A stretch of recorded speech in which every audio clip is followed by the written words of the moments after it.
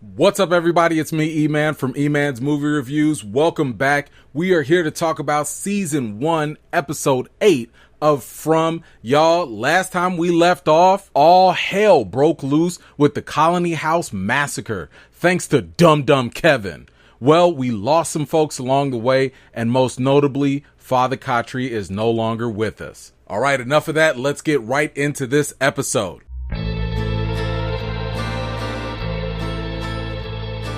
Boyd packs up his things. Kenny says that Colony House people will have to merge in with the townsfolk.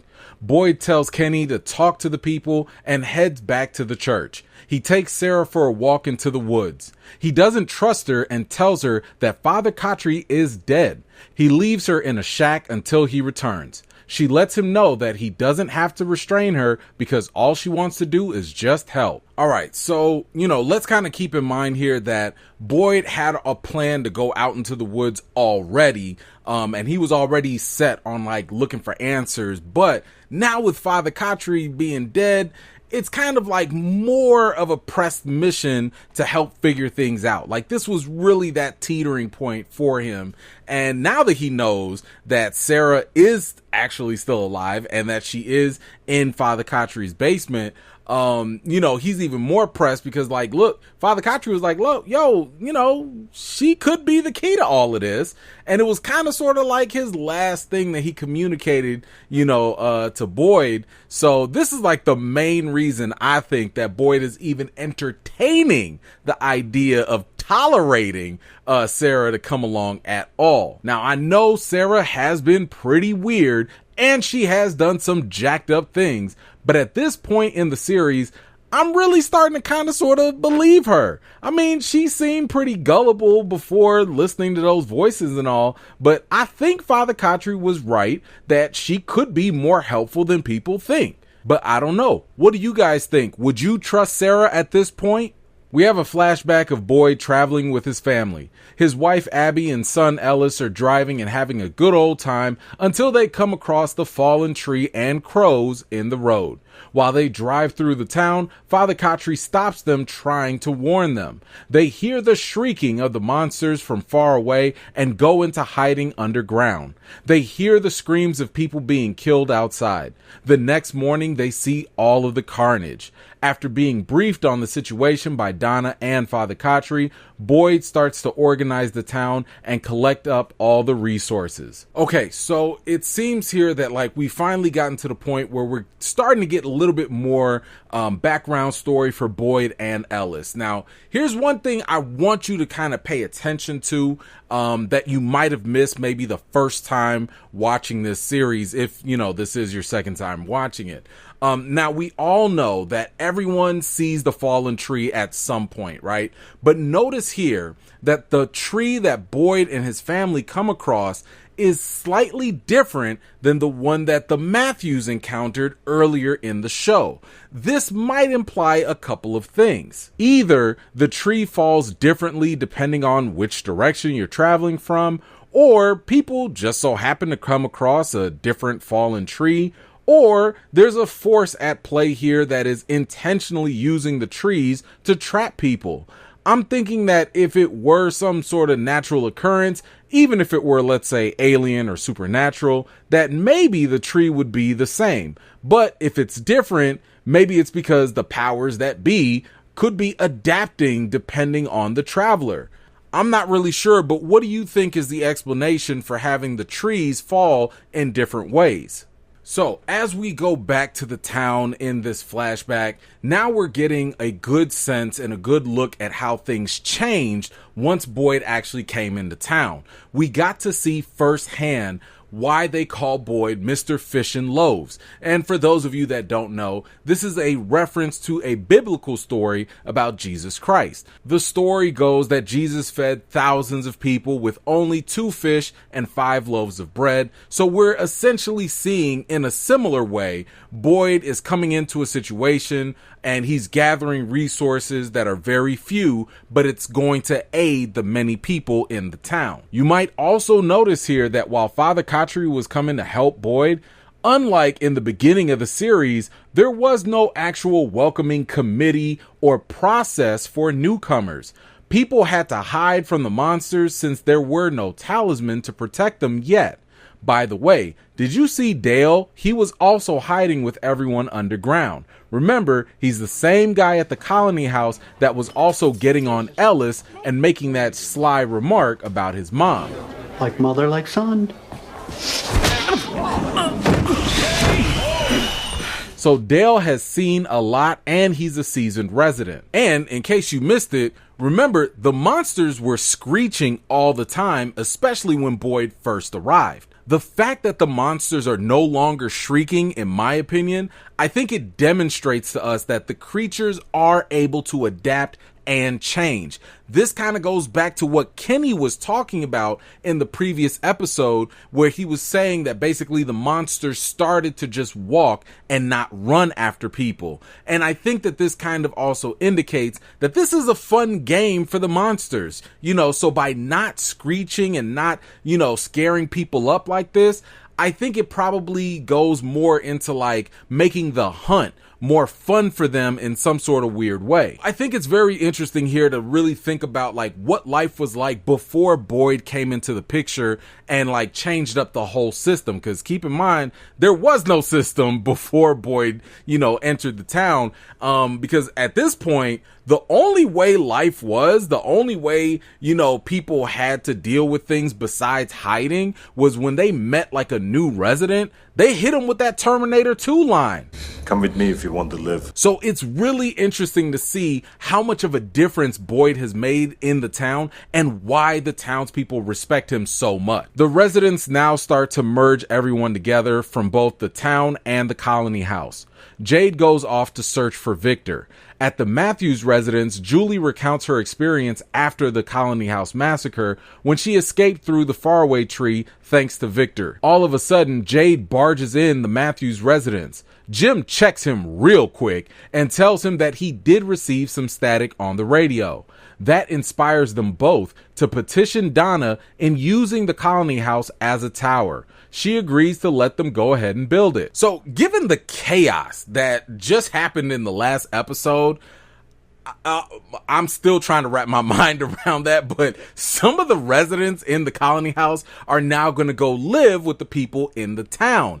And I gotta say, I don't blame them one bit, not one bit at all, because if it was me and I was living in that colony house and that thing just happened, oh my God, listen, first of all, I would feel some kind of way living in that colony house. I'd feel super traumatized. I wouldn't trust nobody. Put me in a town, at least I know that, there's like 4 people in the house or something like that. I can keep an eye on them, and we ain't got people like Dum Kevin letting windows open for the monster girlfriends. As for this radio idea, this is clearly their best shot to get a signal to the outside world or dimension.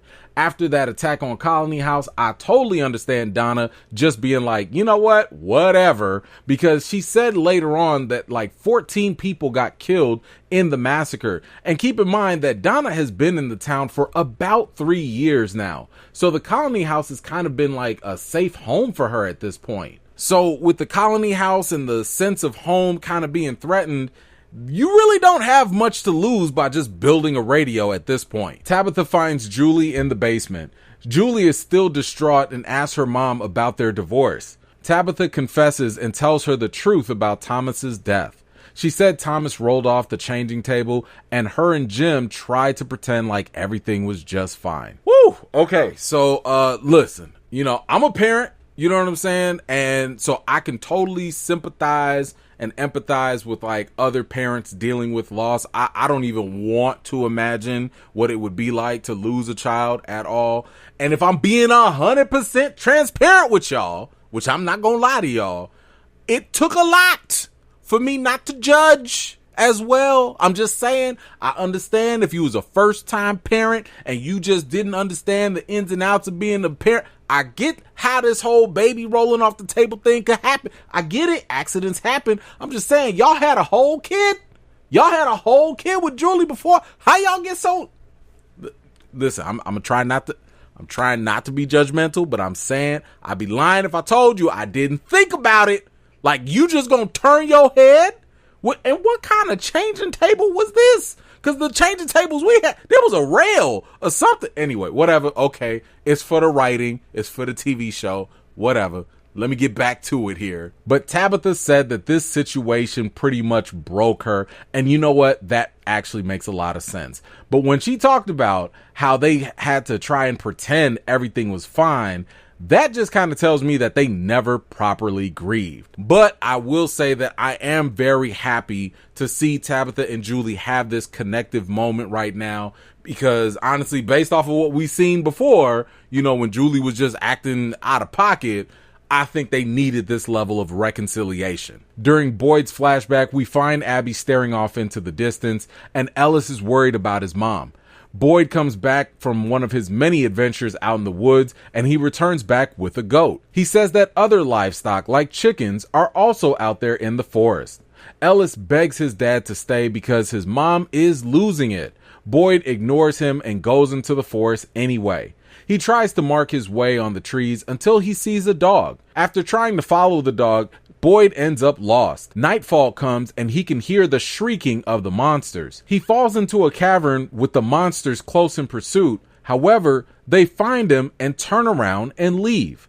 Boyd looks around and finds several talismans embedded into the walls. So I think what Boyd said here was really true, probably for the entire show. And he said the moment we stop looking for answers, that's when we lose. And I think that is so important, because nobody knows what's really going on, and any and all answers can definitely be something helpful for them to hopefully get out of there, right? And we just saw Boyd go, half a mile into the forest, and he was able to find livestock like goats and chickens. I mean, this is really kind of interesting to me, because I'm sitting here like, for the last, 2 years, what were the townsfolk even doing? Apparently, they didn't even bother to go out to look for anything. Like, how were y'all eating? What were y'all eating? I'm assuming that they probably were only eating like the food that they might have brought while they were traveling, perhaps. I don't know. But I mean, I would at least go look for stuff, at least. I mean, nobody was posting watch. Nobody was setting up nothing for 2 years. And true to his own word, on his adventure, we see that Boyd discovers the talisman. This was obviously a game changer. And while this scene, I think, serves the basic purpose of letting us know where the townsfolk got the talisman, I think it invokes even more questions. The cavern seems to have some sort of covering with the branches and leaves, but it also obviously has the talisman inside too. So based off of what we've seen, this is a bit more evidence on how the talisman are supposed to work. We know that they have to be hanging up, and it must be in some sort of enclosed area. I know some people may say, hey, Boyd wasn't in an enclosed area because there was no physical door. Well, I don't think you need an airtight closing. You had those leaves and branches that were kind of working as a door. However, my assumption here is that there's some sort of magic at play here with the talisman. So the only way to really break this spell, if that's what we're going to call it, is if someone from the inside does so. And we've seen that happen at least twice already, with the little girl in the first episode and Dumb Kevin when he let Jasmine inside the colony house. Both of them broke the seal of protection, so to speak, when they opened the entry to let the monsters in. But when it comes to the talisman, listen, I've got even bigger questions, and that is, who actually was living in that cave, and who made the talisman in the first place? Because clearly, whoever it was, they know the rules to this world and the weaknesses of these monsters. So do you have any good guesses as to who or what was responsible for the talisman? The next morning, Boyd decided to take the talisman back to the town. He suddenly hears gunshots and runs back. When he arrives, he sees Abby shooting people left and right. She doesn't believe any of this is real, and it's all one big nightmare. When Ellis steps into the picture, Abby aims her gun to shoot him too. However, Boyd quickly fires and kills Abby. Wow. Okay, so there's clearly a lot to process here in this moment. So So Abby was apparently going through something, as Ellis was also trying to warn Boyd about earlier, right?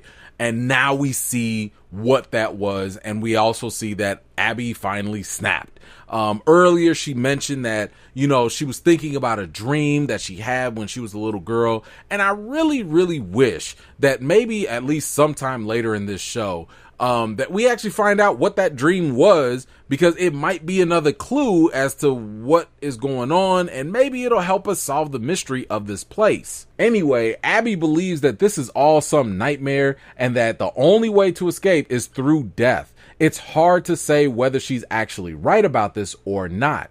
At this point, I'm getting the feeling that this is another ploy by the show. Remember in the last episode, I talked to you guys about how Dale was mentioning pocket dimensions and stuff like that. And before this, we had Tabitha going to Father Kotri in the church, and she was asking him about, hey, are we all dead? Did we die in the car crash? And we've had all these different theories that probably us, the audience, also thought about. We've seen the characters push these things forward before. Now, Abby's belief here is that this is all some sort of nightmare, and all they have to do is die in order to wake up. And you know what? This could also be another popular belief that a lot of people, watching the show believe, but it could also be something to just throw us off the trail of what's actually going on in this place. But with all of that aside, now we know what happened with Abby, and that basically she lost it, right? Whatever was going on in her head, it snapped.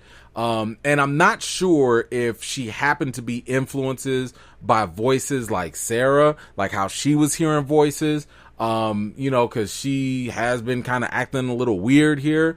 We don't know if she's seeing things and visions, kind of like Jade has been seeing stuff either. As for Boyd, killing your wife, trying to protect your son, I mean, my goodness, that has got to weigh heavy on this man's heart, especially for this long in this place. I mean, I really have no idea how they're holding it together at all. But at the same time, we do have more background as to what this beef is between him and Ellis. But you all tell me in the comments, what do you all think it was really going on with Abby? Back to the present. Boyd visits Ellis in the clinic to announce that he's going back out into the woods. He wants to let Ellis know that he loves him and he doesn't want any regrets in the event that he doesn't return. Fatima tells Ellis that whatever happened in the past wasn't Boyd's fault and that he better go talk to his father. He listens to her and heads out after his dad. He told Boyd that he not only loves him, but he also acknowledges that Abby's death wasn't his fault. The two embrace and reconcile. While this is happening, Sarah decides to be hard-headed and steps out of the shack. Boyd asks Ellis to promise him that he will keep Sarah's status a secret until he comes back, and they'll talk about everything when he returns. Boyd takes Sarah with him into the woods. Back in the town, Kenny addresses the whole community and says that everyone needs to be united. Jim tells everyone about his plan to build the radio tower on Colony House, and everyone decides to pitch in. Why is Sarah so hard-headed? Like, seriously, didn't Boyd tell her to stay in the shed? Does she not realize that there's a whole town of people that don't like her guts right now? I don't understand why Sarah can't follow basic instructions. All she had to do was stay there, but no, she had to come outside and be nosy. I mean, stay your tail inside, ma'am. Look, you real lucky that Boyd came out and spoke on your behalf, because otherwise you don't know what would have happened to you. But on another note, let me just say I'm here for this reconciliation and healing between this son and father. I loved how Ellis was able to finally realize that he's only alive thanks to his father's efforts in finding the talisman. I thought it was odd that Ellis, of all people, held on to this grudge for so long with his dad over his mom's death. But just like Tabitha, I think this was a case of unprocessed grief. Ellis held on to his pain and never dealt with it, hence why he didn't fix things with his dad until now. For those of you that are aware, one of the many stages of grief is anger, so it does make sense that Ellis is now finally confronting this. Anyway, As for the people in the town, it looks like we finally have a plan, and I could not be happier about this because we finally have people working together, to find answers. And I've said this before, it's really bugged me that we've had this whole town in this whole mystery and nobody seems to be taking any type of effort to actually get answers. Y'all couldn't walk 5 feet into the forest just to find some food? Like, there was whole goats and chickens and all this stuff. And y'all didn't even go bother to look? My goodness. And listen, I'm telling y'all, if it was up to me, we having town hall meetings every day. Okay, every day the agenda's gonna be the same. I don't care. Listen, have you heard some voices today? Let me know. Have you had any visions? Talk about it. Everyone's background story, write it down. And we definitely having round the clock meetings about everything and anything Victor has drawn on paper. I don't even care if you had a bad dream. You better tell it. Anyway, y'all, that's the end of this episode, and this is the time where I give you my personal rating for episode 8 of season 1. I've got to give it an 8 out of 10. You know what? I love the flashbacks here because I thought they added a lot more depth to the town and to Boyd's character. We got such a deeper look into what's been going on with the town folks. And overall, I just really like the drama that we got from this episode. So you guys let me know on a scale from 1 to 10, how are you rating episode 8? Let me know in the comments down below. All right, now this is the point where I'm going to give you guys some clues, some important moments in this episode that I think we really need to just keep in mind or just, save in the back of your memory that might come up and be more important later on in the series. So the first clue that we had were the creatures and how they used to shriek, but now they changed. So that again is going to imply that these creatures are able to change up and they can adapt. They definitely changed up everything once Boyd found those talismans. The question is why? Boyd raised the stakes when he found the talisman. So is this all just a big old game? Now, I also mentioned to you guys in a previous episode that maybe there is a quota theory or something that's going on. We did find out, at least from Donna, that at least 14 people were killed during the Colony House massacre. So let's just kind of keep that in mind. If this quota theory that basically there's a certain number of people that need to be in the town at any given point. If that is true, let's just kind of keep that 14 dead, in mind. Now, the other thing that we have to consider is what Abby said. Abby said that maybe this is all one big nightmare and the only way you can actually escape is if you die, because if you die in the dream, that's how you wake up. This could be a theory that, I don't know, maybe it's actually true or maybe it's not. But either way, it's not something I think we can totally dismiss just yet.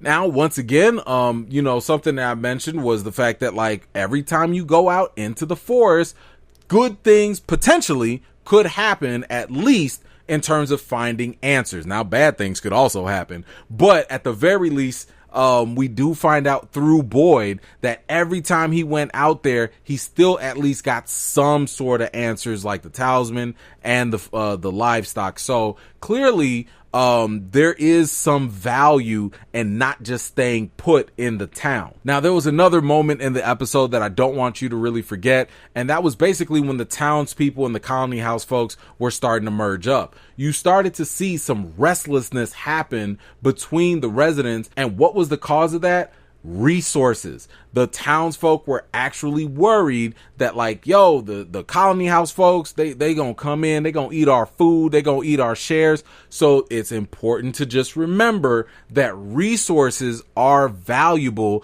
and when those are taken away, that can cause chaos amongst the residents. Now, another clue to also think about here is the song that's been playing over and over again. Boyd was listening to the song when he was first traveling before they hit to the town.